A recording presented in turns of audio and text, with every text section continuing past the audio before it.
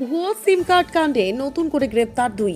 বড় চক্রের পর্দাফাঁস জেলা পুলিশের। ধৃতদের জেরা করবে কেন্দ্রীয় গোয়েন্দা সংস্থা। কেন্দ্রীয় সাইবার ক্রাইম দপ্তর থেকে পাওয়া তথ্যের ভিত্তিতে তদন্ত চালিয়ে ভুয়ো সিম কার্ডের বড়সড় চক্রের পর্দাফাঁস করল জলপাইগুড়ি জেলা পুলিশ। তদন্তে আসছে কেন্দ্রীয় এজেন্সি।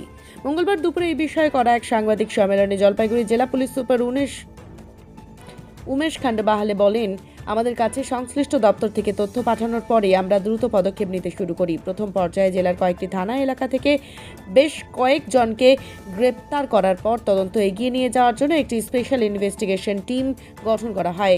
এখনো পর্যন্ত জলপাইগুড়ি জেলা পুলিশের বিশেষ অভিযানে জালিয়াতির মাধ্যমে সিম কার্ড ইস্যুর বিরুদ্ধে কড়া ব্যবস্থা নেওয়া হয়েছে। জেলার বিভিন্ন থানায় 4টি মামলা দায়ের করা হয়েছে, যার ফলে 3 জন গ্রেপ্তার এবং 35টি জাল সিম কার্ড, পিওএস মেশিন এবং বায়োমেট্রিক ডিভাইস উদ্ধার করা হয়েছে। সেই সঙ্গে তদন্ত জারি রয়েছে। তদন্তের পাশাপাশি আমরা সাধারণ মানুষকে সিম কার্ড নেবার ক্ষেত্রে বিশেষ কিছু ব্যাপারে সতর্ক করার সঙ্গে সচেতন করার কাজ করে যাচ্ছি।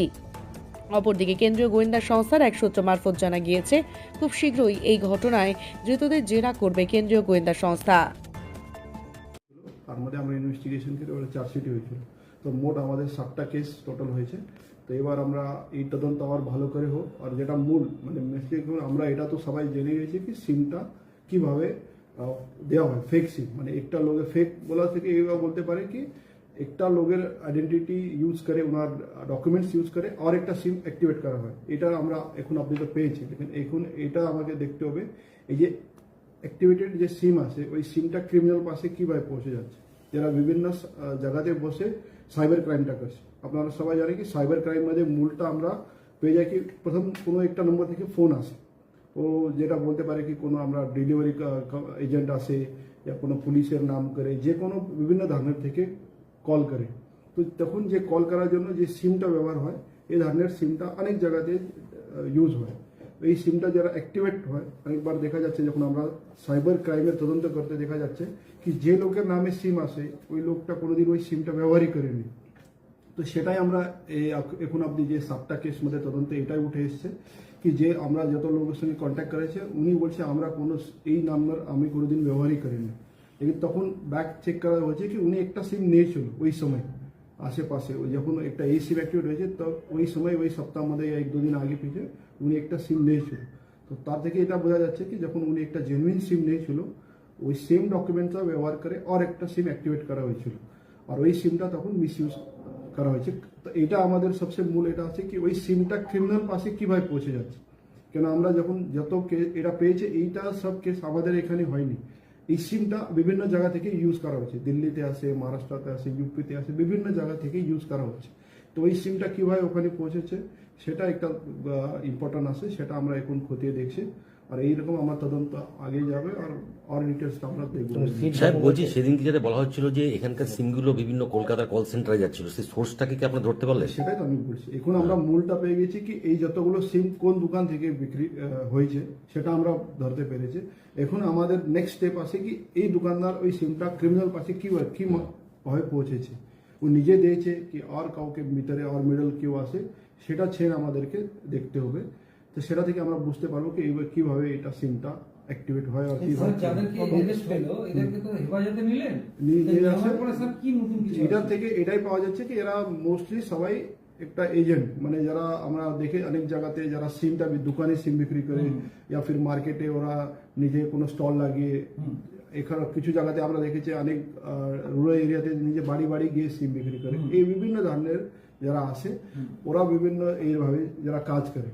তো ওরা স্বীকার করেছে কি ওরা একটা লোকের সামনে যখন ও সিমটা দিচ্ছে তখন ওই ডকুমেন্ট নিয়ে একটা সিম অ্যাক্টিভেট করে ওনাকে দিয়ে দিত আর সেম আবার ওই ডকুমেন্ট ইউজ করে আর একটা সিম অ্যাক্টিভেট করে রাখত আর ওই সিমটা উনি যখন ফিরে যায় দোকানে জমা করে দিত। তো দোকানে জমা করার পরে ওই দোকান মালিক যেটা আসে ওই সিম কিভাবে ক্রিমিনাল পাশে পৌঁছাইছে সেটা আমাকে এখন খতিয়ে দেখতে হবে, ওটা মেইন তদন্ত। আমরা সিট গঠন করেছে আমাদের additional SP rural Samir Ahmad, ওনার নেতৃত্বে আমাদের একটা সিট গঠন করেছে। এই 7টা কেস যেটা আছে একসঙ্গে আমরা তদন্ত করব কি এই 7টার মধ্যে কোনো লিঙ্ক আছে কিনা, আর তদন্ত করতে আমার সুবিধা হবে কি একই জায়গা থেকে আমরা ভালো করে।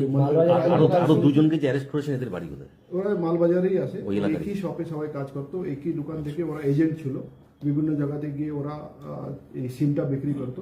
তো ওনার থেকে তথ্য পেয়েছে আর ওনার এটা প্রসেসটা ওনার থেকে জানানো হয়ে গেছে। তো কোনো দোকানকে সিল করা হচ্ছে?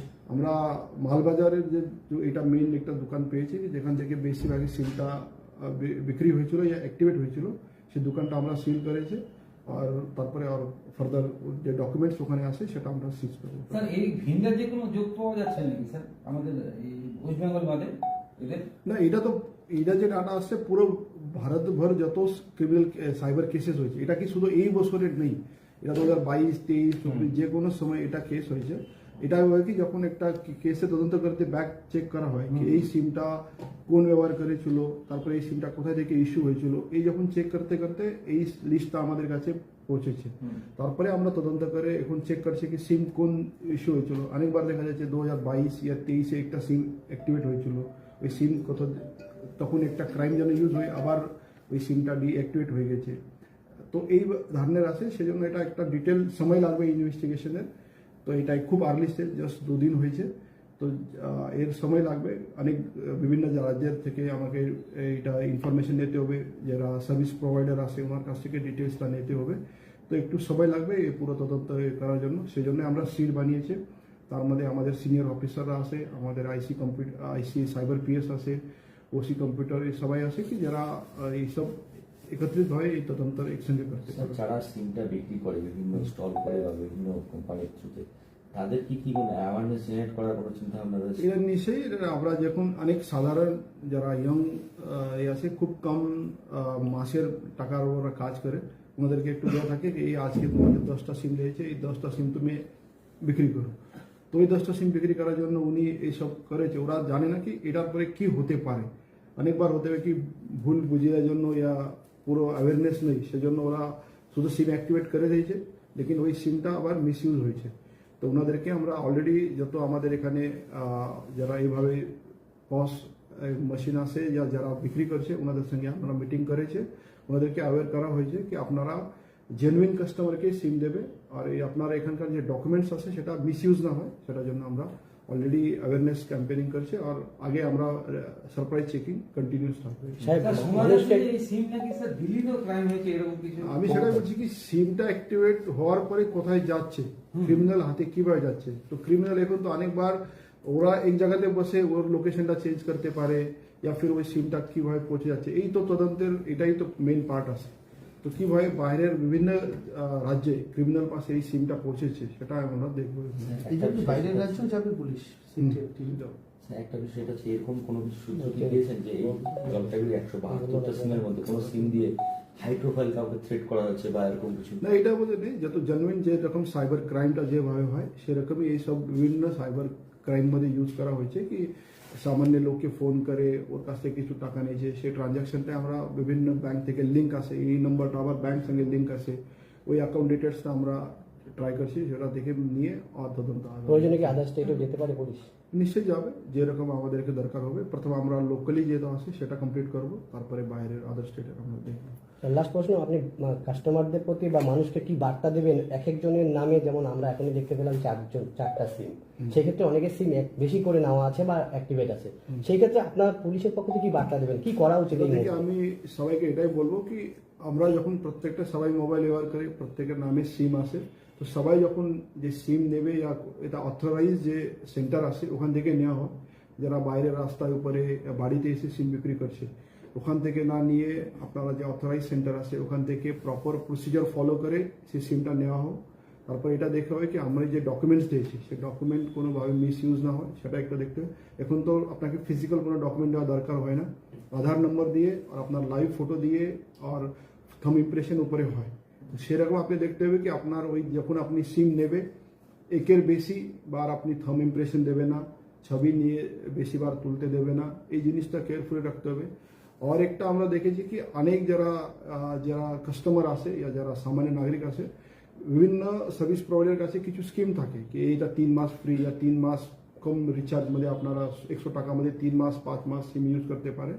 তো অনেক লোক এটা এই সিমটা নেয় না, 3-4 মাস যতক্ষণ ফ্রি আসে या কম দামে আসে তত ব্যবহার করে, তারপরে আবার ফার্দার রিচার্জ না করে আবার একটা সিম কিনে নেয়। তো সেই জন্য অনেকবার হয় কি এই যে আপনার সিমটা যেটা আপনি ইউজ করছেন না লেকিন আপনার নামে আসে ওই সিমটা মিস ইউজ হতে পারে। তো যখন আপনি একটা সিম আগে ইউজ না করে ওকে কমপ্লিটলি ডিঅ্যাক্টিভেট করতে হয়। সেটা আমরা তদন্ত মধ্যে অনেকবার দেখেছি কি কোনো লোক স্বীকার করছে হ্যাঁ এই সিমটা আমি নিয়েছিল, লেকিন আমি শুধু 3 মাস ইউজ করেছি, তারপরে আমি ইউজ করিনি। তো সেটা আপনাকে দেখতে হবে কি একটা সামান্য কিছু টাকা বাঁচানোর জন্য ইয়া স্কিম জন্য আপনারা বারবার নম্বর চেঞ্জ করছে, সেটা না হয়। কিছুবার অনেকবার পোর্টেবিলিটি করে এই সার্ভিস প্রোভাইডার থেকে অন্য সার্ভিস প্রোভাইডার এটা হয়। এই জিনিসটা আপনাকে দেখতে হবে কি একটা মোবাইল নম্বর যেটা আপনার আছে একটা অনেক জায়গাতে এখন কানেক্টেড আছে, সবাই ব্যাংকিং ব্যবহার করছে, অনেক অ্যাকাউন্ট থেকে কানেক্টেড থাকে, ব্যাংকে কানেক্টেড থাকে, অফিসে কানেক্টেড থাকে। তো তখন মোবাইল নম্বর আপনার একটা খুব গুরুত্বপূর্ণ এখন। তো বা ফ্রিকুয়েন্টলি নম্বর চেঞ্জ করা ইয়া যে কোনো জায়গাতে নাম্বারটা শেয়ার করা এটা একটা প্রবলেমেটিক আছে। তো সেটা আপনাকে দেখতে হবে কি আপনি সব জায়গাতেই কমন প্লেসে আপনার সব মোবাইল নাম্বারটা যেটা ইম্পর্টেন্ট মোবাইল নাম্বার আছে সেটা আপনি দেবে না, अगर দেবে তো কেয়ারফুলি দেবে।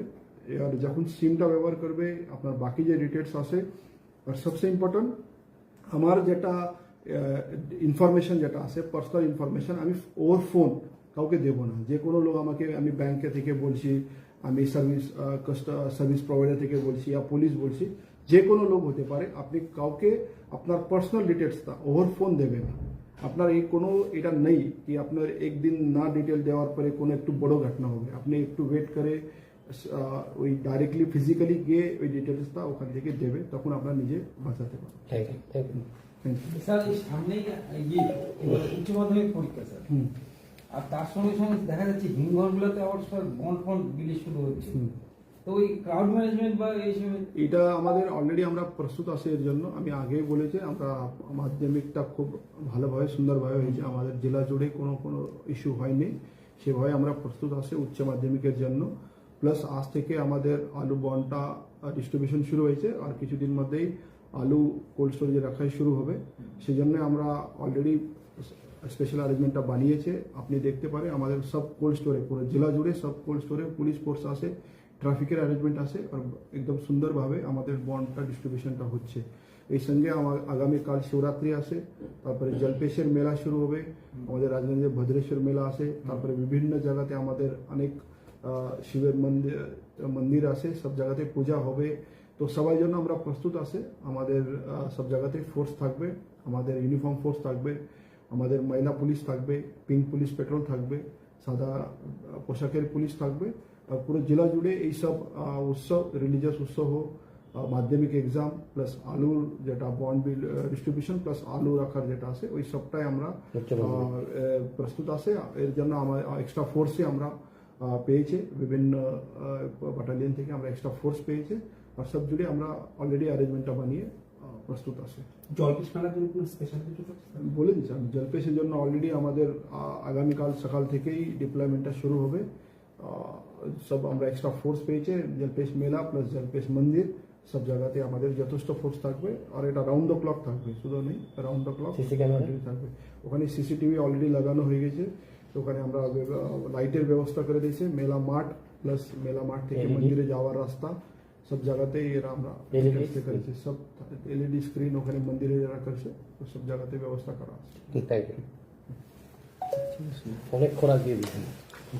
ট্যাক্সমেট অ্যান্ড জিএসটি সুবিধা কেন্দ্র এখন আপনার শহর দিনহাটায়। বিগত 7 বছর যাবৎ সুনামের সাথে কাজ করে আসছে ট্যাক্সমেট। আমাদের এখানে যে পরিষেবাগুলি পাচ্ছেন তা হলো GST registration, GST return, TDS ও TCS return, company registration, society school club registration ও বাৎসরিক return, ISO certification, trademark registration, import export licence, income tax return ও অডিট, ব্যাংক লোন প্রজেক্ট ও ব্যাংক লোনের জন্য CMA data, Udyam registration, professional tax সহ আরো বিভিন্ন ট্যাক্স এবং আপনার ব্যবসা সংক্রান্ত পরিষেবা। তাই যে কোনো কাজের জন্য শীঘ্রই যোগাযোগ করুন আমাদের সাথে। আমাদের ঠিকানা ট্যাক্সমেট দিনহাটা, আস্থা নার্সিং হোমের পাশে, জলের ট্যাঙ্কের বিপরীতে। যোগাযোগ নম্বর 8250435393।